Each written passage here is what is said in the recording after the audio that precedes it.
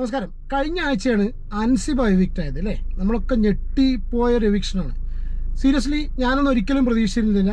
നമ്മുടെ ചാനൽ കാണുന്ന സബ്സ്ക്രൈബേഴ്സിൽ ഭൂരിഭാഗം പേരും തീരെ പ്രതീക്ഷിക്കാത്ത രീതിയിലാണ് ഒരു എവിക്ഷൻ ഉണ്ടായത്. നമ്മൾ ശ്രീതു എവിക്റ്റായി പോകുന്ന വിചാരിച്ച്, പക്ഷേ ഞെട്ടിപ്പോയി സീരിയസ്ലി. കാരണം വെച്ചാൽ അൻസിബ കഴിഞ്ഞ കുറച്ച് ദിവസങ്ങളായിട്ട് കഴിഞ്ഞ ആഴ്ച അതിൻ്റെ മുന്നത്തെ ആഴ്ചയൊക്കെ എസ്പെഷ്യലി അത്യാവശ്യം നല്ല രീതിയിൽ പെർഫോം ചെയ്ത് ഒരുവിധ ആൾക്കാരൊക്കെ ഇപ്പോൾ ഈ എന്താ പറയുക, ഒരു ആദ്യമൊക്കെ കട്ടിലിൽ മാത്രമേ ഇരുന്നു കട്ടിൽ സിബ എന്നുള്ളൊരു പേര് ഉണ്ടെന്നെങ്കിലും, പക്ഷെ ലാസ്റ്റൊക്കെ അത്യാവശ്യം നല്ല രീതിയിൽ ഒരു നിലപാടുള്ളൊരു പെൺകുട്ടി, അവനവൻ്റെ കാര്യങ്ങൾ വെട്ടിത്തുറന്ന് പറയുന്ന ഒരു എന്താ പറയുക, നല്ലൊരു ക്യാരക്ടറുള്ളൊരു പെൺകുട്ടിയായിട്ട് ആണ് അൻസിബ അതിനുള്ളിൽ ഉണ്ടായത്. അൻസിബയെ ആൾക്കാർ ഇഷ്ടപ്പെടുന്ന തുടങ്ങുന്ന സമയത്താണ് അൻസിബ പോയിട്ടുള്ളത് കേട്ടോ.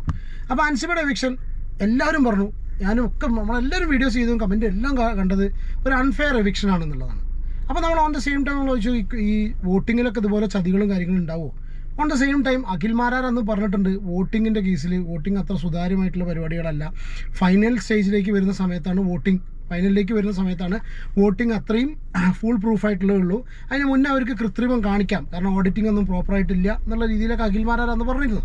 ഓക്കെ, അപ്പോൾ ആ സമയത്ത് പ്രത്യേകിച്ച് എന്താ വെച്ചാൽ അൻസിബ ഏറ്റവും കൂടുതൽ ആ സമയത്തൊക്കെ സംസാരിച്ചത് ജാസ്മിനെതിരെയാണ്. ഓക്കെ, അപ്പോൾ സ്വാഭാവികമായിട്ടും ജാസ്മിൻ ലവേഴ്സ് അൻസിബ ഹേറ്റേഴ്സായി മാറി. അൻസിബയ്ക്കെതിരെ ഭയങ്കര എന്താ പറയുക, മോശമായിട്ട് സൈബർ ബുള്ളിയും കാര്യങ്ങളൊക്കെ ഉണ്ടായിരുന്നു. സൈബർ ബുള്ളിങ് ഇപ്പോൾ എല്ലാവർക്കും അഗേൻസ്റ്റ് ആയിട്ടുണ്ട് കേട്ടോ.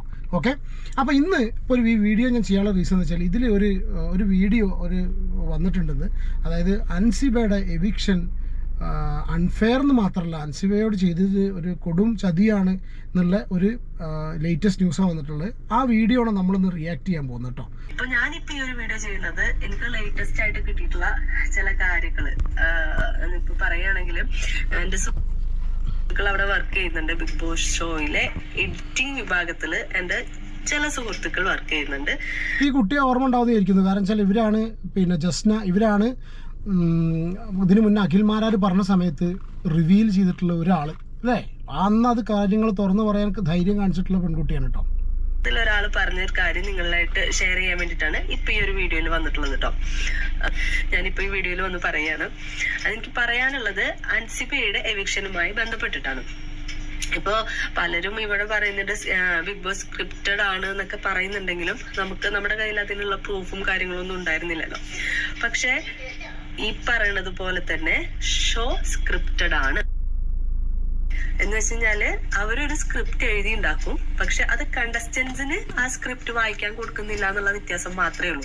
ഇവരുടെ സിബിനും മാരാരും ഒക്കെ പറഞ്ഞതുപോലെ തന്നെ അവർക്കൊരു സ്ക്രിപ്റ്റ് ഉണ്ട്, ഒരു സ്ക്രീൻ പ്ലേ ഉണ്ട്. അതൊക്കെ വെച്ചിട്ട് അവര് ഇൻഡയറക്റ്റ് ആയിട്ട് ഇവരെ കൊണ്ട് ആക്ട് ചെയ്യിപ്പിക്കുന്നു, അത്രയേ ഉള്ളൂ വ്യത്യാസം. നമ്മൾ ഇതിനു മുന്നേ ഈ കാര്യം ഡിസ്കസ് ചെയ്താണ്. കാരണം വെച്ചാൽ അതിൻ്റെ ഉള്ളിലുള്ള എല്ലാ ആൾക്കാരും ഇൻക്ലൂഡിങ് ലാലേട്ടൻ ബിഗ് ബോസിന്റെ സ്ക്രിപ്റ്റ് റൈറ്ററുടെ അല്ലെങ്കിൽ ബിഗ് ബോസിന്റെ കയ്യിലെ കളിപ്പാവയാണെന്നുള്ളത് നമ്മൾ എത്ര പ്രാവശ്യം പറഞ്ഞിട്ടുണ്ട്. കാരണം വെച്ചാൽ ആൾക്കാർ എത്രത്തോളം നന്മയുള്ള ആൾക്കാരായി കഴിഞ്ഞാൽ നേരെ തിരിച്ച് പറയാനും, കാരണം വെച്ചാൽ സ്പെഷ്യലി നമ്മുടെ കിഡ്ലം ഫിറോസിൻ്റെ ഒരു ഇൻ്റർവ്യൂവിൽ കിഡ്ലം ഫിറോസ് പറഞ്ഞിട്ടുണ്ട്, അതായത് എന്താ വെച്ചാൽ എന്ത് രീതിയിലാണ് ആൾക്കാരുടെ ക്യാരക്ടർ പുറത്തേക്ക് പോകേണ്ടതെന്നുള്ള കാര്യം ബിഗ് ബോസ് തീരുമാനിക്കുന്നത്. കാരണം ഫിറോസിനെ അവിടെ ആ ഒരു രീതിയിൽ ക്യാരക്ടറായിട്ട് ചെയ്തിരുന്നു. അൻസിബയുടെ കേസിൽ അതേമാതിരി ചെയ്തില്ലേ? അൻസിബനെ വെറും കട്ടിൽ ടു അടുക്കള ടു കട്ടിൽ അല്ലേ? അവിടെ ഇരുന്ന് പരദൂഷണം പറയുന്ന ഒരാളായിട്ട് മാത്രമാണ്. ഈവൻ ഇനീഷ്യൽ സ്റ്റേജസിൽ നമ്മൾ പോലും ആ രീതിയിൽ വീഡിയോസ് ചെയ്തിട്ടുണ്ട് അല്ലേ? മായി ബന്ധപ്പെട്ടിട്ടാണ് ഇപ്പൊ ഞാൻ ഈ ഒരു വീഡിയോ ചെയ്യുന്നത്. എന്താന്ന് വെച്ച് കഴിഞ്ഞാല്, അൻസിബ ആദ്യമേ ഇപ്പോ മുന്നൊരു വീഡിയോയിൽ ഫിറോസ്ക പറയണത് കേട്ടു, ഫിറോസ്ഖാന്റെ ചിരിച്ച മുഖങ്ങളൊന്നും പുറത്തേക്ക് വരരുത്, എൻജോയ് ചെയ്ത മൊമെന്റ്സ് ഒന്നും പുറത്ത് വരരുത്, എപ്പോഴും ഗ്ലൂമി ആയിട്ട് ഒരു ഭാഗത്ത് ഇരിക്കുന്നത് അല്ലെങ്കിൽ പരദൂഷണം പറയണത് ഇതൊക്കെ പുറത്ത് വരാവുള്ളൂ എന്ന് പറഞ്ഞതുപോലെ തന്നെയാണ് അൻസിബയുടെ ഇഷ്യൂസും. കിച്ചൺ വിട്ടാൽ കട്ടില് അല്ലെങ്കിൽ ഏതെങ്കിലും ഒരു മൂലയിൽ പോയി ഇരുന്നിട്ട് പരദൂഷണം പറയാ, ഈ വക കണ്ടന്റുകൾ മാത്രമേ അൻസിബയുടേത് പുറത്തു വരാൻ പാടുള്ളൂ എന്ന് ഇവർക്ക് സ്ട്രിക്റ്റ് ആയിട്ടുള്ള നിർദ്ദേശം ഉണ്ടായിരുന്നു. അൻസിബ അവിടെ ചെയ്യുന്ന ഹാപ്പിയസ്റ്റ് ആയിട്ടുള്ള മൊമെന്റ്സ് ഒന്നും എന്ത് ചെയ്യരുത്, ഒരുപാട് പുറത്തേക്ക് വരരുത് എന്നുള്ള ഇൻസ്ട്രക്ഷൻ ഉണ്ടായിരുന്നു. ഇവർക്ക് സ്വന്തമായിട്ടൊന്നും ചെയ്യാൻ പറ്റില്ല. ഒരുപാട് നല്ല മൊമെന്റ്സ് അൻസിബയുടേതായിട്ടുണ്ടായിരുന്നു, പക്ഷെ ഇവർക്ക് അത് പേഴ്സണലി എഡിറ്റ് ചെയ്ത് ഇടാനുള്ള ഓപ്ഷൻ ഇല്ല എന്നാണ് അവർ പറഞ്ഞത്. സ്ട്രിക്റ്റ് ആയിട്ടും അൻസിബയ്ക്കെതിരെ ഇങ്ങനെയൊരു കാര്യമാണ് അവർ പറഞ്ഞിട്ടുണ്ടായിരുന്നത്. അൻസിബയുടെ ഇഷ്യൂസ് ഈ തരത്തിൽ പുറത്തു പോകാൻ പാടുള്ളൂ എന്നുള്ളത്. പിന്നെ ഒരു മോർണിംഗ് ടാസ്കിൽ നമ്മൾ കണ്ടിട്ടുണ്ടായിരുന്നു, ബിഗ് ബോസ് സ്ക്രിപ്റ്റഡ് ആണോ അല്ലെങ്കിൽ നിങ്ങൾ എങ്ങനെയാണ് ഇതിലേക്ക് എൻ്റർ ആയതെന്നൊക്കെ കുറിച്ച് അവരോട് പറയുന്ന ഒരു മോർണിംഗ് ടാസ്ക്. അത് ഏറ്റവും കൂടുതൽ നമ്മളും വീഡിയോ എടുത്ത് ചെയ്തൊരു സംഭവം കേട്ടോ. കാരണം വെച്ചാൽ അൻസിബ പറഞ്ഞിട്ടുള്ള കാര്യങ്ങൾ, അതായത് എന്ത് രീതിയിൽ, അതായത് ബിഗ് ബോസ് സ്ക്രിപ്റ്റഡ് അല്ല എന്നാണ് അൻസിബ അതിൽ പറഞ്ഞിട്ടുള്ളത്. പക്ഷേ ഇതിൽ വരുന്ന ഓരോ കണ്ടസ്റ്റൻസും സ്ക്രിപ്റ്റഡ് ആണ്. അവർ 365 ദിവസം വേണമെന്നുണ്ടെങ്കിൽ സ്ക്രിപ്റ്റഡ് ആയിട്ട് നിൽക്കുന്നില്ല. അല്ല, ആ ഒരു അതുപോലത്തെ ഒരു സ്പീച്ച് മോർണിംഗ് ടാസ്കിൽ പറയുന്ന സമയത്ത് സ്വാഭാവികമായിട്ടും അവരുടെ നിലപാടും അവരുടെ സംസാരിക്കുന്ന ശൈലിയും കാര്യങ്ങളും നോക്കുന്ന സമയത്ത് നമുക്ക് ഓട്ടോമാറ്റിക്കായിട്ട് ഇഷ്ടപ്പെടുകയും ചെയ്യും. അവരുടെ വോട്ടുകൾ അവിടെ കൂടുന്ന സിറ്റുവേഷനിലൊരു സാധ്യത, വോട്ടുകൾ കൂടുന്ന ഒരു സിറ്റുവേഷൻ ഉണ്ടായി അവിടെ.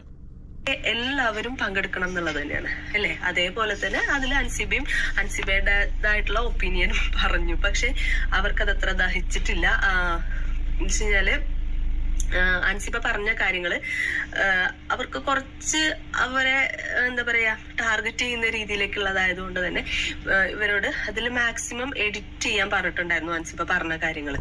പക്ഷെ ഇവര് എഡിറ്റ് ചെയ്യുമ്പോൾ ഇവർക്ക് കണ്ടിന്യൂറ്റി കിട്ടുന്നില്ല എന്ന് പറഞ്ഞിട്ട്, അതായത് അൻസിബ പറയുന്ന ഒരു കാര്യം അവര് കട്ട് ചെയ്ത് കഴിഞ്ഞ് കഴിഞ്ഞാൽ പിന്നെ പറയുന്ന കാര്യത്തിന് ഈ പറയുന്നതിന്റെ കണ്ടിന്യൂറ്റി കിട്ടുന്നില്ല. അപ്പൊ അത് ഇവര് പ്ലാൻ ചെയ്തതാണ് എന്ന് പ്രേക്ഷകർ പറയും. അപ്പൊ അതുകൊണ്ട് ഇവർക്ക് എഡിറ്റ് ചെയ്യാണ്ട് അൻസിബ ഭയങ്കര സ്പീഡിൽ അത് പറഞ്ഞൊപ്പിച്ച ഒരു കാര്യമാണ്.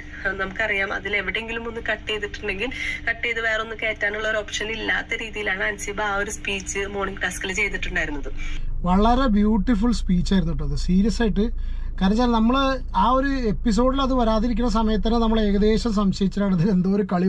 അല്ല, ആ ഒരു ഫസ്റ്റ് രാവിലത്തെ സംസാരം കേട്ടാൽ തന്നെ ഉറപ്പാണ് ഒരുവിധം ഭാഗത്തെ ഒരു കംപ്ലീറ്റ് കാര്യങ്ങൾ ടെലികാസ്റ്റ് ചെയ്യില്ല എന്നുള്ളത്. അപ്പൊ അവർക്ക് അത് കട്ട് ചെയ്തിട്ട് മാറ്റിയാൽ അത് ആർട്ടിഫിഷ്യൽ ആണെന്ന് തോന്നും എന്നുള്ളത് കൊണ്ട് തന്നെ അവർക്ക് അത് ആ കണ്ടന്റ് ഇടേണ്ടി വന്നപ്പോ ഇവരെ വിചാരിച്ചത് ഇത്രയും നാള് അൻസിബ കട്ടിൽ റാണിയാണ് അല്ലെങ്കിൽ പരദൂഷണക്കാരിയാണ് എന്നൊക്കെയുള്ള ആ ഒരു കാര്യം ജനങ്ങളിലേക്ക് ഇട്ടുകൊടുത്തപ്പോ അത് നന്നായിട്ട് വർക്കൗട്ട് ആയിട്ടുണ്ടായിരുന്നു. അൻസിബയ്ക്ക് ആ സമയത്ത് ഭയങ്കര ഹേറ്റേഴ്സും വിഷം അൻസിബ എന്നൊക്കെയുള്ള രീതിയിൽ എനിക്ക് തോന്നുന്നു മുന്നേയുള്ള സീസണിൽ ആര്യയ്ക്ക് വന്ന അതേ കമന്റുകൾ ഇവിടെ അൻസിബയ്ക്കും കിട്ടിയിട്ടുണ്ടായിരുന്നു. അവരുടെ ഉദ്ദേശം കറക്റ്റായിട്ട് അവിടെ വർക്കൗട്ട് ആയിട്ടുണ്ടായിരുന്നു. അപ്പോഴൊന്നും അവർക്ക് പ്രശ്നം ഉണ്ടായിരുന്നില്ല. പക്ഷെ ഈ ഒരു മോർണിംഗ് ടാസ്ക് കഴിഞ്ഞതോടുകൂടി അൻസിബയുടെ ഗ്രാഫ് പെട്ടെന്ന് അങ്ങ് കയറി. അത് അവർക്ക് അക്സെപ്റ്റ് ചെയ്യാൻ പറ്റില്ല. ആക്ച്വലി അൻസിബ ഈ സമയത്ത് ഔട്ട് ആവേണ്ട ഒരാളല്ല. അൻസിബയ്ക്കുള്ള വോട്ട് ഋഷിയേക്കാളും കൂടുതലുമായിരുന്നു. ഈ ഷോയുടെ വീക്കെൻഡ് എപ്പിസോഡ് ഡയറക്ടർ എന്ന് പറയുന്ന ഒരാൾ, യെസ്, അതാണ് ഹാഫിസ്, ഈ ഷോന്റെ വീക്കെൻഡ് എപ്പിസോഡ് ഡയറക്ടർ. ഈ പേര് നമ്മൾ ഒരുപാട് പ്രാവശ്യം പല കാര്യങ്ങളിലായിട്ട് നമ്മൾ എടുത്തു കേട്ടു. എവിടെയൊക്കെ നമ്മൾ മറ്റേ കണ്ടസ്റ്റന്റിന്റെ പൊക്കുന്ന രീതിയിലുള്ള സംഗതികൾ കണ്ടോ അവിടെയൊക്കെ ഈ പേര് നമ്മൾ കേട്ടിട്ടുണ്ട് കേട്ടോ. സ്ട്രിക്റ്റ് ആയിട്ട് ഒരു കാര്യം പറഞ്ഞു. അൻസിബയുടെ ഗ്രാഫ് ഉയർന്നത് കണ്ടപ്പോ അവരോട് പറഞ്ഞു ഇത്രേ, പേടിക്കണ്ട, വീക്കെൻഡ് എപ്പിസോഡിൽ അതായത് വോട്ടിങ്ങിൽ പിടിച്ചോളാം എന്ന് വോട്ടിങ്ങിൽ പിടിച്ചോളാം, പേടിക്കേണ്ട, വോട്ടിങ്ങിൽ പിടിച്ചോളാം. അപ്പോൾ വോട്ടിംഗ് എത്രത്തോളം സുതാര്യമാണെന്നുള്ളത് ഇപ്പോൾ ഒന്നും കൂടി കൺഫർമേഷനായി.